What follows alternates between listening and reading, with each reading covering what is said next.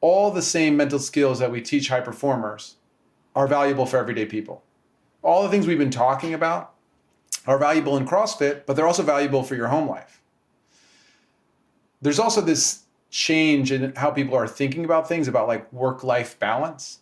And people don't really know how to bridge those two things. So to me, Life is Sport combines those ideas. It's saying you can live your life like a sport. You can use all those techniques and philosophies and competitiveness that athletes use to be a great dad and to be a great husband, a great wife, a great partner. And that you can bring that same spirit of being your best self to all aspects of your life, not just your job, but your entire self. We are here because we know the outcomes in our lives are within our control. That taking absolute ownership of how we eat, sleep, train, think, and connect with each other is how we'll optimize our health and happiness. That chasing excellence is how we grab hold of what is possible. Our mission is to live on the run, always chasing, never stopping.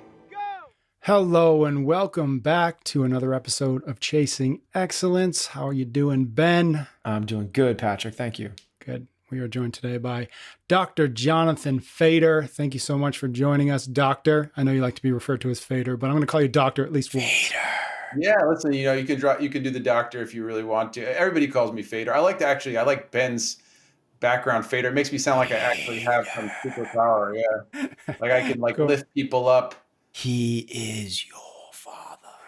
You know what? Like I'm liking this. I think we should just, Ben, can you talk in that voice for the whole time? They won't get old at all. They won't get old at all. For folks who don't know, Dr. Fader is a licensed clinical and performance psychologist. He's worked with professional athletes in the MLB, NFL, and teams like the New York Mets and the New York Giants. He regularly works with athletes, performers, entrepreneurs, businesses, schools, physicians, and first responders. He's the author of Life as Sport and host of the podcast, The Great Parts. Very excited to dive into this conversation with you, Fader. One of the things I wanted to, just got a fist bump from Ben. I wanted to just start off with, Ben and I just actually had his name's Tim Grover. He was Michael Jordan's first trainer or only trainer. And he just came out with a book called Winning. And we just had a really cool conversation with him. And so I was thinking about that conversation as we were kind of thinking about this one and preparing for this one and looking at your work. And one of the starkest contrasts between him and his work and how he sees things and yours, as much as I think you guys get to the same place, is you seem to be putting a much more of an emphasis on enjoyment or joy in this process of becoming an elite athlete, becoming more mentally disciplined, more mentally tough than he did, right? We had a good conversation with him. And not once did I get the sense of, wow, that process sounds fun. That sounds like a process that somebody's going to enjoy going.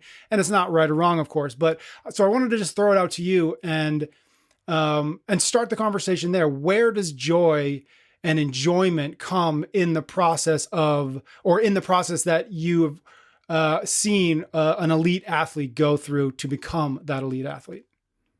I don't know why, Patrick. Maybe it's like, Ben's Jedi voice or something that got me thinking as you were talking. But I was just thinking about my focus on joy and where it came from. And I've never talked about this before, but you guys ever read the book or know the book Zen and the Art of Motorcycle Maintenance?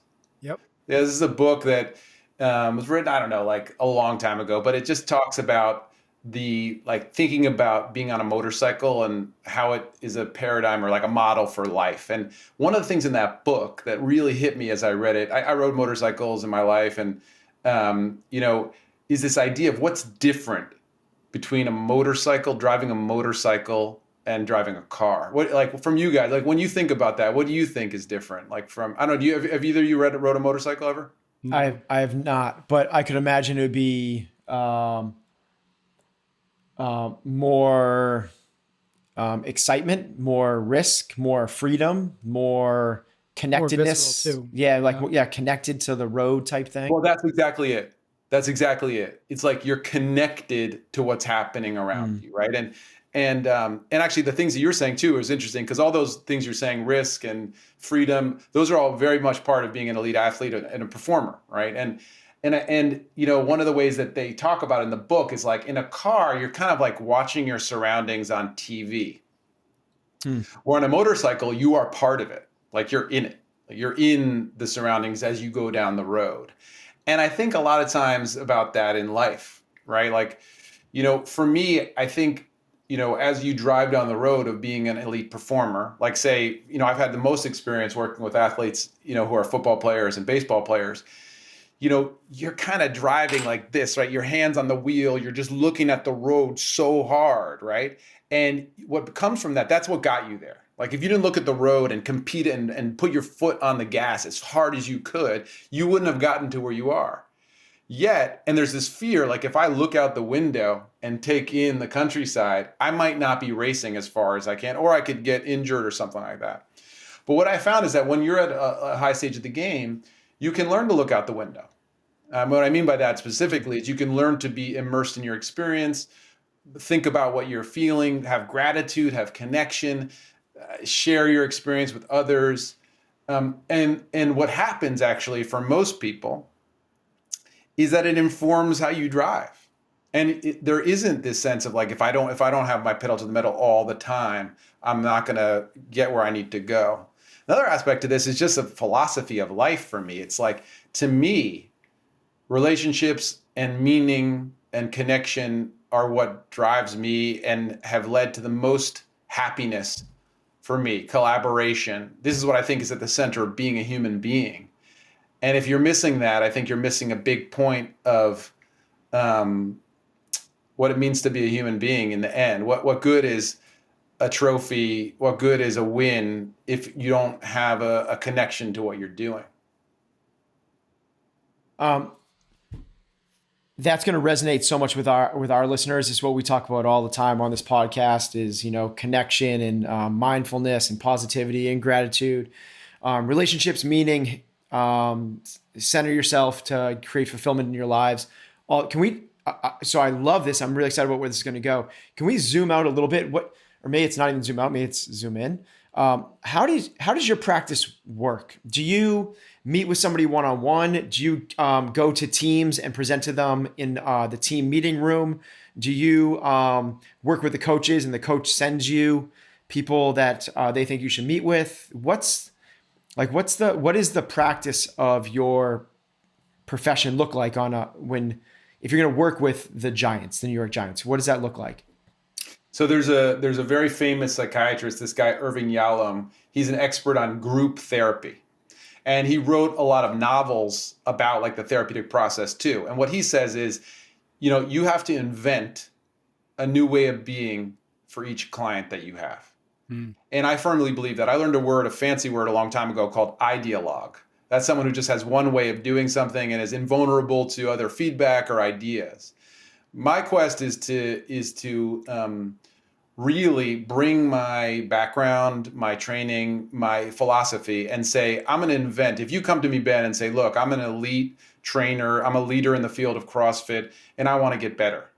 I'm going to say, okay, look, I know about how to do things, but I'm going to really craft a unique way of coaching for you. Now, to me, though, to answer your question more concretely, like what I've found is that teams and organizations need something different than individuals. And typically when I go to work with a team or a group, I'm actually thinking about how do I create a value-based idea that's going to live organically beyond me? When I leave this organization, how can I instill a set of processes and philosophies and thoughts that when I leave this place are going to continue on? I'm looking to be a culture influencer in a way that the things I teach, whether that's on a mental skills level, like teaching people about how to do things differently with their brains, or collaboration and communication, that the things I instill will go on. So, I think basically what I work with people is the product, I think, for an individual of the work I do is that when they leave working with me, they'll have an improved routine. They'll have an improved way of behaving in the world that involves how they think and how they act. Can you give some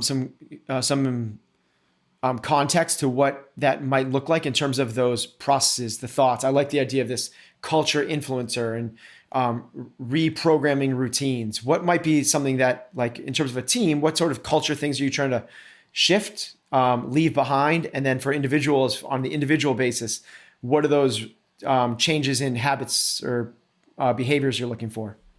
I mean, I think the greatest secret, Ben, that people don't really focus, like, first of all, everybody's afraid. All organizations are deeply fearful of change. It's scary, right? Like, and no one wants to speak out. Everyone wants to keep, they say they want change, but they want the status quo, because if someone steps out and says something different, well, it's scary. And it can mean you be ostracized. So oftentimes I'm like a kind of like a little, like a chief for hire. They'll bring me in for a little bit. I'm non-threatening, and I can help them through an organizational change. The Vader, non-threatening. Right. Exactly. Well, that's the thing, man. I mean, once you only put the voice in when you're like deeply embedded, then you start taking people like, by their, lifting them, levitating them up and stuff like that. Then you bring in the Death Star and just blow up. Join me. Joy sounds so different when you're in the Fader voice. Yeah. But I think when you go in, the things that I think most organizations really need are clarity about who's doing what, and helping people to know their job and to accept it. That's one. And then this concept of psychological safety, being able to trust each other. I mean, there's so much out there on whether it's a military organization or the work we've done with fire departments, or, really trust is the magic elixir. And then there are ways to develop that. So a lot of times we focus on that. How do you develop more connection and trust within a team? And largely what that looks like is having people in, less formal ways say who they are and talk about themselves beyond being an athlete. I know one of the things that you and I share is this idea of people first. And, I think that helping people to have an easy path to revealing who they truly are to each other is one of the biggest strengths of working with a team or a group of individuals to help them perform better. So I love the subject of trust, and I couldn't agree more that it is kind of paramount to any relationship, whether it's a coach athlete, peer to peer, and certainly when you get in the dynamics of the corporate world, where everything is kind of exponential, and trust seems to be the missing link. But Fader, it's also seems so soft, like trust. Like, we're gonna bring in the trust guy. And you're going to talk to us about how to trust one another, and we're going to share our feelings. We have to hit quarterly numbers, or we got to survive so we don't go out of business next month. Like, how do you go about convincing the type A's or the hard chargers or the skeptics that trust is worth the pursuit? Really good question. I mean, first of all, I think that you have to show them an experience. You can't convince people. You just have to get them in an experience where they experience it for themselves. So I was thinking about, the different things I've done, whether it's in like a business or a hedge fund or a football team. And largely, people have to, I always say, like, you might want to serve, a chicken dinner, but you have to make a chicken McNuggets for people to eat. So if you want people to talk about trust, you have to do it in a way that people are going to be able to, as you said, it's going to be culturally acceptable. In NFL, I was working with a team, and they brought in someone to talk about like relationships and, talking to your wife or your partner. And, what the guy said really hit me home. He said, what is the one emotion that's acceptable, socially acceptable for men to be able to demonstrate? Like, so I'll ask you two, like, you two men, what's the one emotion that men can display, and it's okay for them to display it? In other words, they're not going to get teased for it. No one's going to say it's soft. I would say something like pride or confidence, something like that. Yeah, but what about emotion? Like, go to an emotion. Anger. Yeah, anger. Yeah, I was going to say, the word that came to my mind was like frustration. Yeah, anger and frustration. Like, that's okay. right? So you have to find a way to make it. So I'll give you an example of it, and we can even, so that's so weird though. Like that's the emotion that like this Brene Brown type stuff that like we've been programmed like these stereotypical, like this is the way that we're supposed to act, and it's so counterproductive. Yeah, but even us dudes, like we want to be, we pretend like we don't want to show our true selves, but we do. I mean, and if you think about all the work, like Sebastian Junger's work about tribe, right? Like he came and spoke to us at the FDNY once, and all this work. And if you haven't read the book, it's just about like people come back from war and kind of want to go back to war, and they don't want to go kill people or risk their lives. They want to go back to that brotherhood. They want to go back to that sisterhood. That's what they want. And so we all crave this. And you could talk about it as trust, you could talk about it as togetherness, or you could talk about it as team, right? And using the right words, to your point, Ben, is important, right? Like, so to give you an example of this, I like to talk to athletes, instead of using imagery or visualization, I say mental reps, because that's like a way of describing it that makes more sense to people, right? Mental reps. So, for me, the idea of trust, the way that you get at that, for example, like in the workshops I've done with teams or football, I'll have them do yes and sketch comedy together, right? Because then they have a chance of being vulnerable a little bit and seeing each other. And then you move into other things. Like I'll give you one exercise, we can do it. Now, you guys up for a quick exercise? Yep, let's do it. Yeah, it's really simple. So I'll ask you today, like the three of us, we're here. We're going to share something about ourselves that no one knows. So it'll be harder for you and Patrick because you guys know each other much better. But just think for a second of something that no one knows about you, right? And, I usually start out with people saying, let's do this PG, right? So we're not going to do anything that's going to get this podcast canceled. But, or more listeners. Yeah, more exactly right. Or more listen, right? We just go X-rated so that everybody, you're gonna have like triple your listening. Whole new audience. Exactly. I don't know if you want the audience, but anyway. So just think of something like Patrick, that Ben doesn't know about you. No one knows this about you. Like zero. Not even your partner, your kids don't know this, about you. I'll give you one. Right? No one knows this about me. So my mom passed away in November. It's been a spiritual journey for me. And, one of the things I do, I say a prayer for her every day. And one of the things I do is there's a tree outside of my window. And after I say the prayer, I blow a kiss towards the tree as like sending a message of connection to her. Right. And no one knows that no one knows that. Not even my kids. Right. Like that just came to mind here. There's zero people maybe to be fair, they sometimes open the door, see I'm doing a little prayer, and they like close the door. So maybe they saw me do it. But no one knows that about me. And so you don't have to go that deep, right? So you can go at your pace. You can say whatever you want. You don't have to like get all as deep as I, but just something that both of you could share that no one knows about you. Not your kids, not your partner, not each other.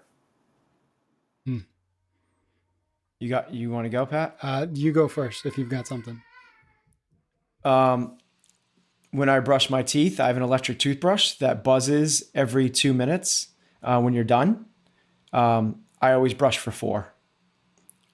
I don't know. That is such a Ben Bergeron secret. I don't know why I do it. I just feel like 2 is not enough, and I feel like I should be brushing for 4. And when you're doing that, like what kind of things do you think about? Nothing. It's just the way I do it. It's just but like during the 4 minutes, usually what goes through your mind? Like you're doing that, 4 minutes is a long time. So most of the time it's about my teeth. I'm really trying to like focus on. I'm big into teeth. 4 minutes, bro? Yeah, like I'm really either that. Well, here's another. As I brush my teeth in the shower. So I'm in the shower brushing my teeth, and it's not at night, but in the morning. I'm always brushing my teeth in the shower. And if it's in the morning, actually, here's probably the more obvious answer, more real answer is if in the morning, I'm either focusing on that or something that's like has to do with the planning of the day. So a talk I'm going to give later on, a podcast like this, what I'm going to do with my athletes, and my mind goes there. If it's at night, it's usually like trying to get my kids to stop biting my ankles, stop pulling each other's hair, trying to get my kids to calm down a little bit because we all brush our teeth. We all brush it, like the little ankle biters, we all brush our teeth at the same time. So, go back in the bathroom, stop running around with your toothbrush, all that type of stuff. playing to add. The toothbrush where it gives you like that. That's changed my toothbrushing game big time. But also, I mean, it's cool to have that time actually, because this is an example of a routine. It's a naturally occurring routine, but I think it's really effective actually. And I think it's being able to do that in other parts of your life that people need help with. Patrick, what about you? I don't know that I have anything quite like that, Ben. Not as deep or spiritual, not as or deep meaningful, or connecting with the people that we've loved that past. Like, yeah, I think the thing that popped in my head as soon as you started asking, Fader, and it's, I don't know if it's quite this, but it's the thing that's in my head, and so I'm just going to say it, which is that I don't know that people would guess, but I genuinely, like, it's happening right now, which is why I'm thinking about it, that I get incredibly self-conscious when I know people are paying attention to me, which is weird. I have like 3 podcasts like this, like people who know me probably wouldn't guess that, but it's there. That's it. I try desperately to hide it, but I don't know that I always succeed. You hide it well. Right. So I really appreciate you sharing that. And when you think about connection, right, you can just see what's happening between the 3 of us now, right? So we didn't talk about trust or anything like that. We just went a little deeper, right? And that every time 3 people or 2 people do that in a group, there's a connection of safety. And what you're doing is you're increasing this idea of psychological safety. Now, I trust you guys a little bit more because we did that. But there's no, we haven't signed anything or like did some weird ceremony. We just shared something deeply about ourselves. But no virtual trust falls. No virtual trust falls. No, none of that. But like, and you know, by the way, I think Patrick, what you shared is really powerful, right? Because everybody feels like you feel. Like if you watch my TEDx talk, which is all about this, everybody feels how Patrick feels. It's just a question of how they reveal it to the world. Every single human, it's deeply human to doubt and wonder what other humans think of you.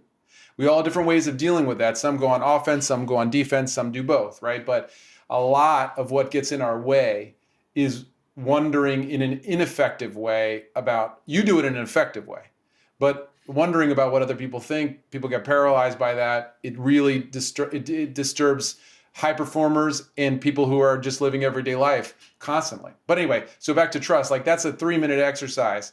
You have to build to that. Like I just went this way with you because we're friends. You know, I know that you can do it.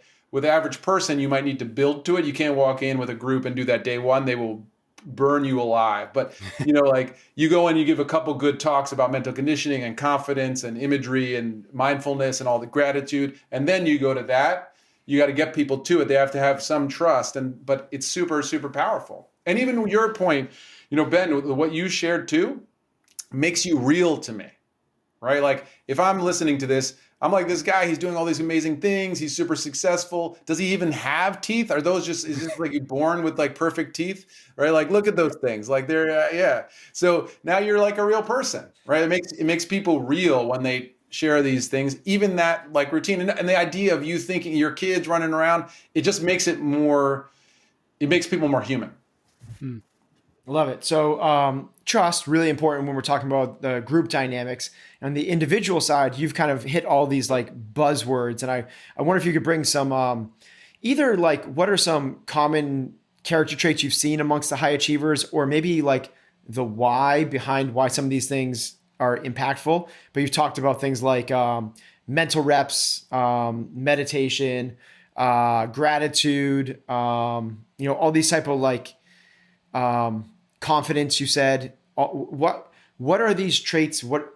Or maybe there's a different list that you have of like, these are the value sets I look to instill upon people, or these are the ones I've seen across different cohorts. Or can you just speak to like why? Because I think gratitude and mindfulness, they're all the rage right now, right? Like everybody's talking about these things, and it can sometimes get an eye roll because it's just like, yeah, of course, yes, gratitude, like think happy thoughts. But maybe what do those things mean to you, and how impactful are they?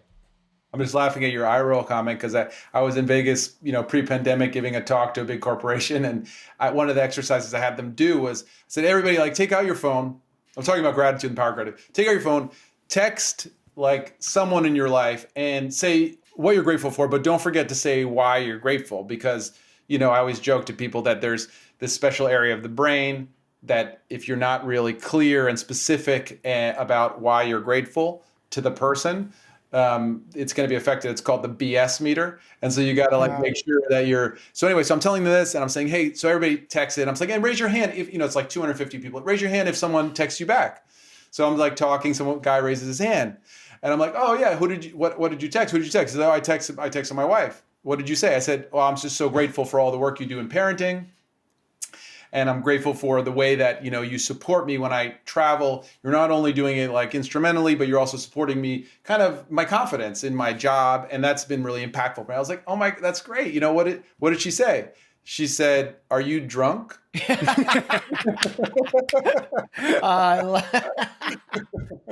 So, it gets an eye roll because I love it for two reasons. I think one is it stayed and people are talking about it a lot, but also because if not done right, it's sort of offensive. And so I think it's about how to do it right. But back to your original question, Ben, which I think is a great one. The way I think about things is, in firefighting, one of my colleague, Jason Bresler, who started the MPI and has a group called Leadership Under Fire, and works with first responders almost exclusively in leadership, he'll sometimes show a picture of the rig to a bunch of elite first responders of a fire truck. And he'll say, okay, what is the most important tool on this truck? And so all these firefighters or whoever, Marines, whoever we're talking to will say, the ladder, the hose. And, the punchline is, no, it's the human. The human is the most important tool or thing on this truck. And while we have manuals for every computer, every exercise equipment, whatever it is, your Peloton, there's no manual really for being a human, because every human needs their own manual. And so what I'm doing with people is helping them to create their own manual for themselves. Typically, what that involves is what we would call a macro conditioning plan, something that people are doing every day. Could involve the things you talked about, gratitude, mindfulness, could involve prayer, could involve creativity, could involve mental reps, which is imagery and mental rehearsal, could involve some kind of self-messaging, could involve self-compassion, could involve dialectical behavior therapy, could involve whatever. A million different tools and strategies, but it's something that you're doing every day to get your mind right. Could involve brushing your teeth for 4 minutes while you rehearse the day, because many people aren't doing that. Many people are just getting up, barely caffeinating. And most people, mental conditioning is just a 3-shot latte. Like they're not focusing on like, what are they doing to prepare for the day, right? And then micro conditioning, which is we're developing things that you can do in the moment. So going back to Patrick, right? Most people know, hey, I'm self-conscious in these certain situations, or the majority of people, or here's where I'm not so great, right? Like when my tech fails, when I'm tired. But it's having a plan for those moments. What am I going to do when that comes up? When the predator comes around, how will I be prepared? Because these days, thank God, if you're in a situation listening to this where you're being chased by a saber-toothed tiger, you're listening to the wrong podcast. Like there's no predator out there except for our perceptions. Basically, that's the biggest predator. The biggest predator is our own perceptions and how they limit us and limit what we think we can do. And so having a way to deal with doubt and uncertainty, and I don't really think about failure, I think about unwanted results. Your unwanted results. How do you deal with those? Whether you're a trader and you're, getting a result on a particular stock, or whether you go for a workout and you got 86% of what you were trying to do. How do you reset? So having a method for doing that. So how do you redo that? how would you coach somebody through redoing that? What is the mental reps? So for our listeners that actually want to like start to like incorporate this, so like Fader's the man, like I totally get it. Or I don't totally get it yet, but I'm going to give this a shot. I want to be able to, when I'm cut off in traffic, realize it's not a saber-tooth tiger. It's just some guy. Instead of giving the finger, what should I do? Or boss says I got to work on the weekend. Instead of getting all frustrated, pissed off, how can I keep this positive outlook to my life? What is that? What are the mental reps that you coach people through? What should they be focusing on? Because I love this idea of I couldn't agree more. It's just perception, right? Like it is perception. It's the way we're walking through our lives. I love the idea of like Einstein's number one question that everyone should ask themselves, like, do you live in a friendly or hostile world? Like that's going to shape everything more than I guess that is the answer to that question is going to shape more so than like anything else that you can do. So what are those mental reps that people should be working through? So let's just add to the Einstein favorite quote list that builds on what you said. And, there's only two choices about how you view your life or the world. One is though nothing is a miracle. The other is though everything is a miracle. And so I totally believe that. Very concretely, it's like this. You need a coach. And so you can either get a coach or you can be your own coach if you are insistent on doing it yourself, although I don't recommend it. I recommend getting a mental skills coach. That mental skills coach can be anyone that's going to help you get more self-aware about what's happening in those moments. You need a way to report back about what's happening for you mentally in those traffic moments, in those things. So like there needs to be someone that you talk to. It could be, by the way, it could be your barber. I don't care. But there had to be someone that you're saying, this is what happens, and here's my correction. Like, this is my actual correction. By the way, when I say get a coach, I mean me. I have coaches. I have two coaches. I have a coach on like my overall life. And then I actually have a coach for poker. I have coaches for like different things, right? But anyway, so what that coach should be doing with you, whether it's you or someone else, is that you should be monitoring your behavior and your life. And you should, on a regular interval, be able to say, hey, here's what I'm working on, and here's how I did, the same way you would with your physicality. And the things to work on there, for the most part, are corrections and adjustments. So if when I identify with my coach, who's my mom or my friend or someone that I'm paying who's a mental skills coach, to be able to say, okay, in traffic, here's what I'm realizing I'm doing. And then have a correction. Like, so here's some corrections for traffic. The best ones I think are, whenever that happens, I'm going to imagine that person who cuts me off, what are the different reasons that happened? I'm not going to imagine the worst. I'm going to imagine the best, right? So when they cuts me off, I'm not going to think, oh, that guy's just a jerk or she's a jerk. I'm going to think, wow, what if that person is like, kid is sick and they're racing to the hospital, right?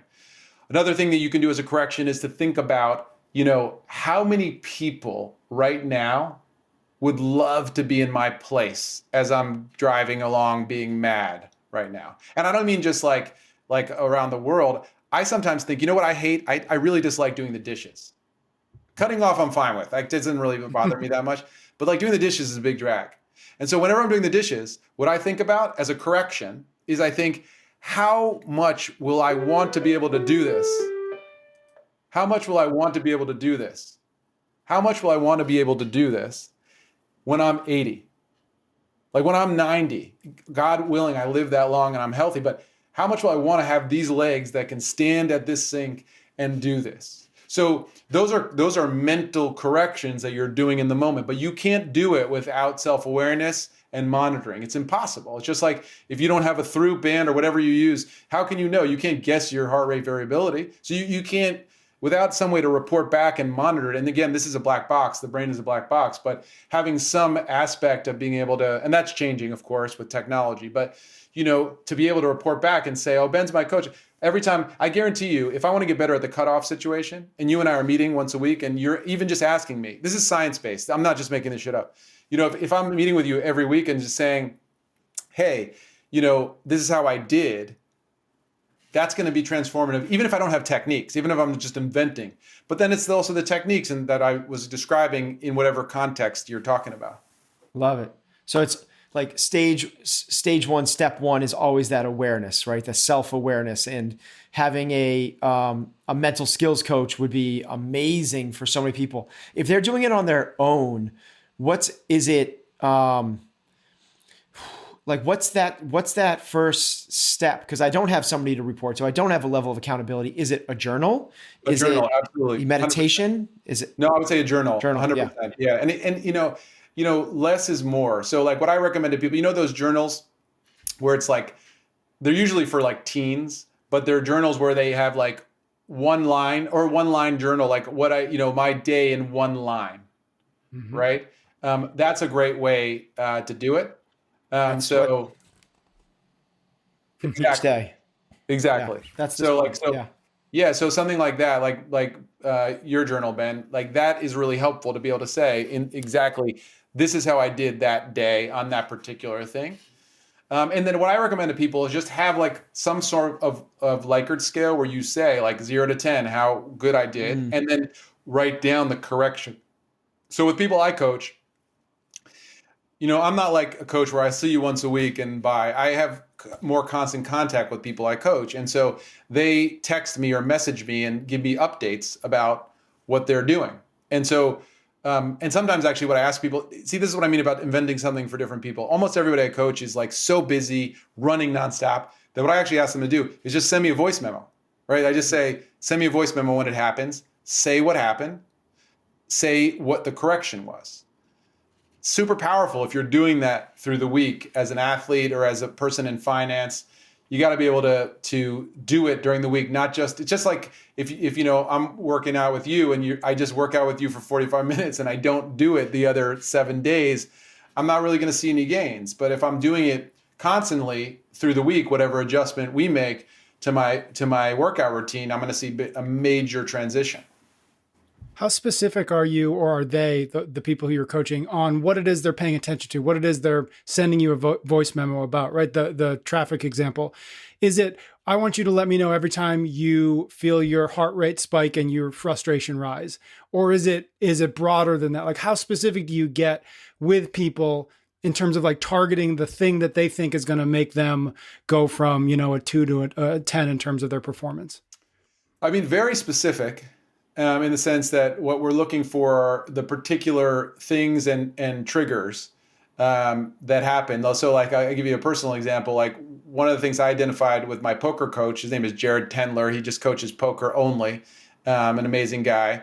And, I when I can, I play the main event in the World Series of Poker, which is so fun. And it's really great because like a lot of my friends stake me. I always promise if I win, I'm going to give a big part to charity. I don't win. Sorry, charity. But one day charity is going to get like a big additional gift from me. But, what we identified is that when I'm playing poker, I sometimes have what's called revenge tilt. So if someone beats me in a pot, I play differently against that person than I would every other person, right? I start to like, I got to get this woman or this guy back. And so I need to be more aware of that, but I also need a correction, right? So for me, the correction is a breath and then a message that I say to myself, right? Which is, it's very simple. I just say, play my game and be a lion, right? And that's instructional self-talk, right? It's not, oh, I'm going to do great, any of this kind of like Pollyanna stuff. It's really just instructional. Play my game is shorthand for me. It's a portable way of self-coaching in the moment. Right? And be a lion is a much larger picture, right? That ties into my personal values. It ties into relationships, but generally it means it's this idea that I've worked on in sports and other areas, which is that at an elite level, you don't waste your time with extraneous things. You only go for kind of the meat of it. And so whether that's poker or that's CrossFit, whatever it is, that's a helpful message to kind of bring you back to focusing on the core thing. It was my son's 9th birthday yesterday. We took him to the zoo. Happy birthday. We saw two lions that roared, like hearing a lion roar in person. It like goosebumps all up and back. They can be heard from 5 miles away. It was so I love the be a lion thing. That's super cool. The be a lion. How did your kids relate to that when they heard it? They must have just What was their response? They want to go back and see the tiger. I don't know. He's more into the tiger. So, so with that, be a lion, and that kind of you spoke about like how you kind of walk and navigate someone through fear, and like with Patrick's fear of people paying attention. The flip side of that is confidence. What's your take on how to build confidence, or is it something that isn't built? It's the side effect of something else.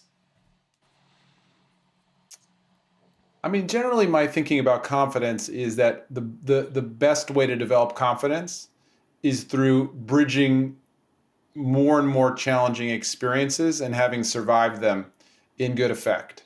So really the best way to build confidence for all of us is to challenge ourselves just a little bit past what we're ready for. Not too much, but just a little bit past what we're ready for. And that, I know from my own development of confidence, if I think about like my sport, which is generally communicating with others and public speaking and engaging people, that's all come from that. It's very difficult to generate that on your own, right?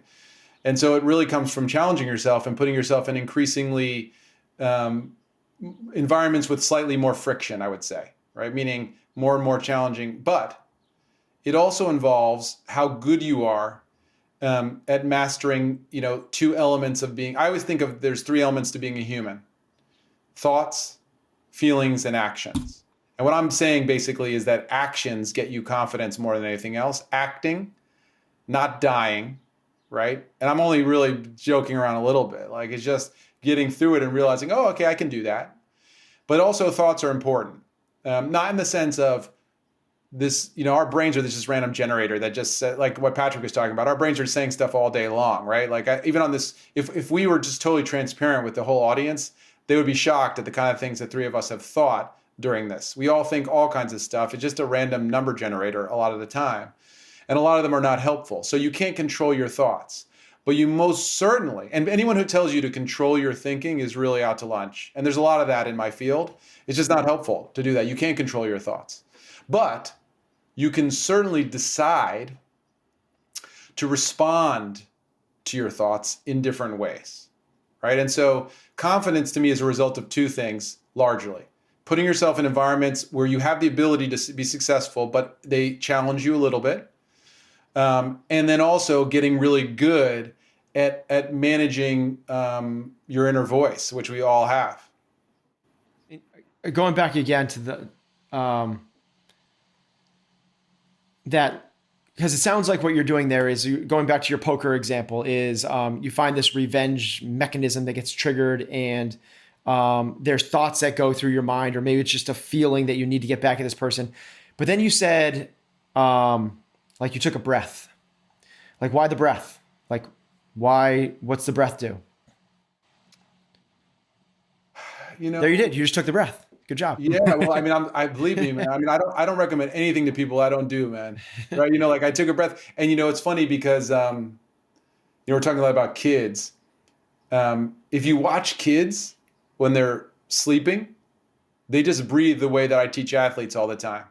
Or you watch your dog, right? I was telling you guys, I got this micro dog, this like 5-pound dog. And, it's so weird for me because I've always had big dogs. Like I've always had like big mutts, but my younger daughter, we lost our dog a little while ago. And we got this new dog because she, lobbied for it. You watch this dog sleep. It sleeps like if all the athletes I coach and these business folks I coach breathe like my dog or your 9-year-old, like when they sleep, we'd be good. I was talking to when I wrote. So what is that way? What is that? What is the way that they breathe? Yeah. So in the most basic terms, anybody, there is some, I think, yoga, CrossFit overlap. So the people that do yoga also, know that, the way that we really are naturally meant to breathe when we're not stressed, when we're not overwhelmed, is through our gut, through our abdomen, using our diaphragm, which is this band of muscle right below your rib cage. And when we get tense, we tend to breathe short breaths, and we breathe with our chest, and it's constricting. And that one way to tell our body how it needs to be is to breathe in a more adaptive way. And a lot of times what we're doing is telling our body how it needs to be. And so breath, why breath? Because, we're not like ready for the environment that we're in.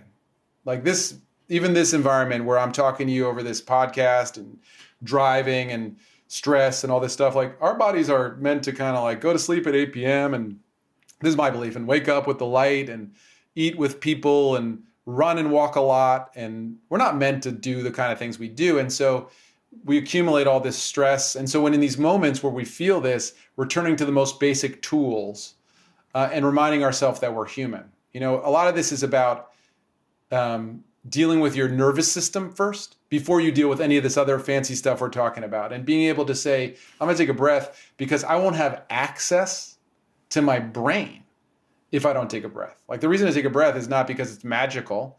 It's because you're more likely, like if I'm a Major League Baseball player and I throw up my best pitch and someone rockets it out the park for a home run. Maybe it's the second time it happened in this past, homestand. And, I'm going to go to a predator place. I'm going to go to a place where I'm scared. And so taking a breath helps calm my nervous system down. So then I can think about, what do I want to do? Like, how do I want to approach this next situation? So if I'm trying to avoid revenge tilt, or you're trying to not yell at someone, taking a breath is a good step. Like if you're in the car and, and by the way, I live in New York City, like, road rage out here is like lethal. So I totally identify with that. To be able to actually, what people do all the time too is like punish each other. So they drive slow to someone, it's like all really deep. It's really deep. So to be able to go to your breath in that moment gives you access to like, how do you want to really be here, to a higher order of self-regulation. You mentioned when you were talking about your work, I think if I heard you correctly, you referred to it as your sport.